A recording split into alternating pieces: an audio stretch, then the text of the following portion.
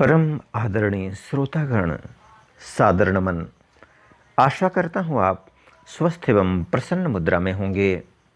आज आपके समक्ष प्रस्तुत है श्रीमद् भागवत महापुराण चतुर्थ स्कंध एकादशो अध्याय, जिसमें स्वयंभुव मनु का ध्रुव जी को युद्ध बंद करने के लिए समझाना वर्णित है। सच्चिदानंद रूपाय विश्वोत्पत्त्याय दिहेतवे तापत्रय विनाशाय श्रीकृष्णाय वयं नमः। नारायणं नमस्कृत्य नरं चैव नरोत्तमं देवीं सरस्वतीं व्यासं ततो जयमुदीरयेत्। श्री मैत्रेय जी कहते हैं, विदुर जी, ऋषियों का कथन सुनकर महाराज ध्रुव ने आचमन कर श्री नारायण के बनाए हुए नारायणास्त्र को अपने धनुष पर चढ़ाया। उस बाण के चढ़ाते ही यक्षों द्वारा रची हुई नाना प्रकार की माया उसी क्षण नष्ट हो गई। जिस प्रकार ज्ञान का उदय होने पर अविद्यादि क्लेश नष्ट हो जाते हैं, ऋषिवर नारायण के द्वारा आविष्कृत उस अस्त्र को धनुष पर चढ़ाते ही उससे राजहंस के से पक्ष और सोने के फल वाले बड़े तीखे बाण निकले, और जिस प्रकार मयूर केकारव करते वन में घुस जाते हैं, उसी प्रकार भयानक साय साय शब्द करते हुए वे शत्रु की सेना में घुस गए। उन तीखी धार वाले बाणों ने शत्रुओं को बेचैन कर दिया। तब उस रणांगण में अनेकों यक्षों ने अत्यंत कुपित होकर अपने अस्त्र शस्त्र संभाले, और जिस प्रकार गरुड़ के छेड़ने से बड़े बड़े सर्प फन उठाकर उनकी ओर दौड़ते हैं, उसी प्रकार वे इधर उधर से ध्रुव जी पर टूट पड़े। उन्हें सामने आते देख ध्रुव जी ने अपने बाणों द्वारा उनकी भुजाएं, जांघें, कंधे और उदर आदि अंग प्रत्यंगों को छिन्न भिन्न कर उन्हें उस सर्वश्रेष्ठ लोक अर्थात सत्यलोक में भेज दिया, जिसमें ऊर्ध्वरेता मुनिगण सूर्यमंडल का भेदन करके जाते हैं। अब उनके पितामह स्वयंभुव मनु ने देखा कि विचित्र रथ पर चढ़े हुए ध्रुव अनेकों निरपराध यक्षों को मार रहे हैं, तो उन्हें उन पर बहुत दया आई। वे बहुत से ऋषियों को साथ लेकर वहां आए और अपने पौत्र ध्रुव को समझाने लगे। मनु जी ने कहा, बेटा बस बस, अधिक क्रोध करना ठीक नहीं। यह पापी नरक का द्वार है। इसी के वशीभूत होकर तुमने इन निरपराध यक्षों का वध किया है। तात, तुम जो निर्दोष यज्ञों के संहार पर उतर रहे हो, यह हमारे कुल के योग्य कर्म नहीं है। साधु पुरुष इसकी बड़ी निंदा करते हैं। बेटा, तुम्हारा अपने भाई पर बड़ा अनुराग था, यह तो ठीक है, परंतु देखो, उसके वध से संतप्त होकर तुमने एक यक्ष के अपराध करने पर प्रसंगवश कितनों की हत्या कर डाली। इस जड़ शरीर को ही आत्मा मानकर इसके लिए पशुओं की भांति प्राणियों की हिंसा करना, यह भगवत से भी साधुजनों का मार्ग नहीं है। प्रभु की आराधना करना बड़ा कठिन है, परंतु तुमने तो लड़कपन में ही संपूर्ण भूतों के आश्रय स्थान श्री हरि की सर्वभूतात्म भाव से आराधना करके उनका परम पद प्राप्त कर लिया है। तुम्हें तो प्रभु भी अपना प्रिय भक्त समझते हैं तथा भक्तजन भी तुम्हारा आदर करते हैं। तुम साधुजनों के पथ प्रदर्शक हो, फिर भी तुमने ऐसा निंदनीय कर्म कैसे किया? सर्वात्मा श्रीहरि तो अपने से बड़े पुरुषों के प्रति सहनशीलता, छोटों के प्रति दया, बराबर वालों के साथ मित्रता और समस्त जीवों के साथ समता का बर्ताव करने से ही प्रसन्न होते हैं। और प्रभु के प्रसन्न हो जाने पर पुरुष प्राकृत गुण एवं उनके कार्य रूप लिंग शरीर से छूटकर परमानंद स्वरूप ब्रह्म पद प्राप्त कर लेता है। बेटा ध्रुव, देहादि के रूप में परिणत हुए पंचभूतों से स्त्री पुरुष का आविर्भाव होता है और फिर उनके पारस्परिक समागम से दूसरे स्त्री पुरुष उत्पन्न होते हैं। ध्रुव, इस प्रकार भगवान की माया से सत्वादि गुणों में न्यूनाधिक भाव होने से ही जैसे भूतों द्वारा शरीरों की रचना होती है, वैसे ही उनकी स्थिति और प्रलय भी होते हैं। पुरुष श्रेष्ठ निर्गुण परमात्मा तो इनमें केवल निमित्त मात्र हैं। उसके आश्रय से यह कार्य कारणात्मक जगत उसी प्रकार भ्रमता रहता है जैसे चुंबक के आश्रय से लोहा।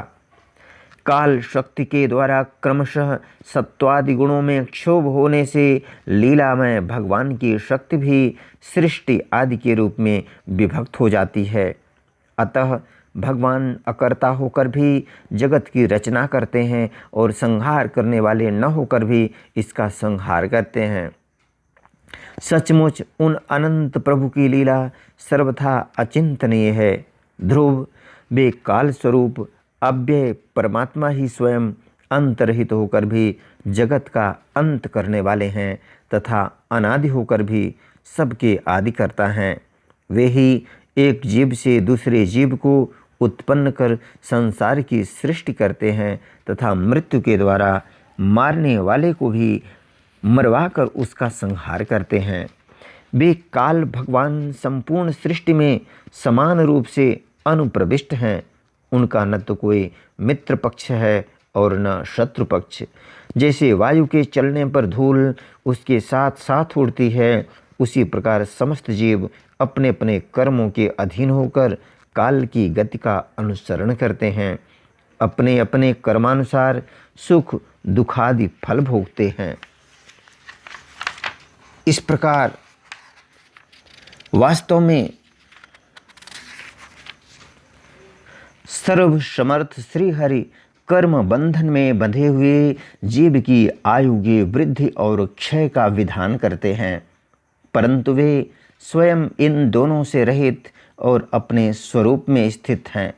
राजन, इन परमात्मा को ही मीमांसक लोग कर्म, चार्वाक स्वभाव, वैशेषिक मतावलंबी काल, ज्योतिषी दैव और काम शास्त्री कामकर्त कहते हैं। वे किसी भी इंद्र या प्रमाण के विषय नहीं हैं। महदादि अनेक शक्तियाँ भी उन्हीं से प्रकट हुई हैं। वे क्या करना चाहते हैं इस बात को भी संसार में कोई नहीं जानता। फिर अपने मूल कारण उन प्रभु को तो जान ही कैसे सकता है? जान ही कौन सकता है? बेटा, ये कुबेर के अनुचर तुम्हारे भाई को मारने वाले नहीं हैं, क्योंकि मनुष्य के जन्म मरण का वास्तविक कारण तो ईश्वर है। एकमात्र वही संसार को रचता, पालता और नष्ट करता है, किंतु अहंकार शून्य होने के कारण इसके गुण और कर्मों से वह सदा निर्लेप रहता है। वे संपूर्ण प्राणियों के अंतरात्मा, नियंता और रक्षा करने वाले प्रभु ही अपनी माया शक्ति से युक्त होकर समस्त जीवों का सृजन, पालन और संहार करते हैं। जिस प्रकार नाक में नकेल पड़े हुए बैल अपने मालिक का बोझा ढोते रहते हैं, उसी प्रकार जगत की रचना करने वाले ब्रह्मादि भी नाम रूप डोरी से बंधे हुए उन्हीं की आज्ञा का पालन करते हैं। वे अभक्तों के लिए मृत्यु रूप और भक्तों के लिए अमृत रूप हैं तथा संसार के एकमात्र आश्रय हैं। तात, तुम सब प्रकार उन्हीं परमात्मा की शरण लो। तुम 5 वर्ष की अवस्था में अपनी सौतेली माता के बागबाणों से मर्माहत होकर माँ की गोद छोड़कर वन को चले गए थे। वहाँ तपस्या द्वारा जिन ऋषिकेश भगवान की आराधना करके तुमने त्रिलोकी से ऊपर ध्रुव पद प्राप्त किया है, और जो तुम्हारे वैर भावहीन सरल हृदय में वात्सल्यवश विशेष रूप से विराजमान हुए थे, उन निर्गुण अद्वितीय अविनाशी और नित्य मुक्त परमात्मा को अध्यात्म दृष्टि से अपने अंतःकरण में ढूंढो। उनमें यह भेदभाव प्रपंच न होने पर भी प्रतीत हो रहा है। ऐसा करने से सर्वशक्ति संपन्न परमानंद स्वरूप सर्वांतर्यामी भगवान अनंत में तुम्हारी सुदृढ़ भक्ति होगी, और उसके प्रभाव से तुम मैं मेरेपन के रूप में दृढ़ हुई अविद्या की गांठ को काट डालोगे। राजन, जिस प्रकार औषधि से रोग शांत किया जाता है, उसी प्रकार मैंने तुम्हें जो कुछ उपदेश दिया है उस पर विचार करके अपने क्रोध को शांत करो। क्रोध कल्याण मार्ग का बड़ा ही विरोधी है। भगवान तुम्हारा मंगल करें। क्रोध के वशीभूत हुए पुरुष से सभी लोगों को बड़ा भय होता है, इसलिए जो बुद्धिमान पुरुष ऐसा चाहता है कि मुझसे किसी भी प्राणी को भय न हो और मुझे भी किसी से भय न हो, उसे क्रोध के वश में कभी नहीं होना चाहिए। तुमने जो यह समझकर कि ये मेरे भाई के मारने वाले हैं, इतने यक्षों का संहार किया है, इससे तुम्हारे द्वारा भगवान शंकर के सखा कुबेर जी का बड़ा अपराध हुआ है। इसलिए बेटा, जब तक कि महापुरुषों का तेज हमारे कुल को आक्रांत नहीं कर लेता, इसके पहले ही विनम्र भाषण और विनय के द्वारा शीघ्र उन्हें प्रसन्न कर लो। इस प्रकार स्वयंभुव मनु ने अपने पौत्र ध्रुव को शिक्षा दी। तब ध्रुव ने उन्हें प्रणाम किया। इसके पश्चात वे महर्षियों के सहित अपने लोक को चले गए। इति श्रीमद्भागवते महापुराणे पारमहंस्यां संहितायां चतुर्थ स्कंधे एकादशो अध्यायः। बोलो वृंदावन बिहारी लाल की जय। यदक्षरपदभ्रष्टं मात्राहीनं चेद् भवेत् तत्सर्वं क्षम्यतां देव, प्रसीद परमेश्वर। वीडियो देखने के लिए धन्यवाद एवं आभार। जय हिंद, जय जगत। आपका जीवन मंगलमय हो।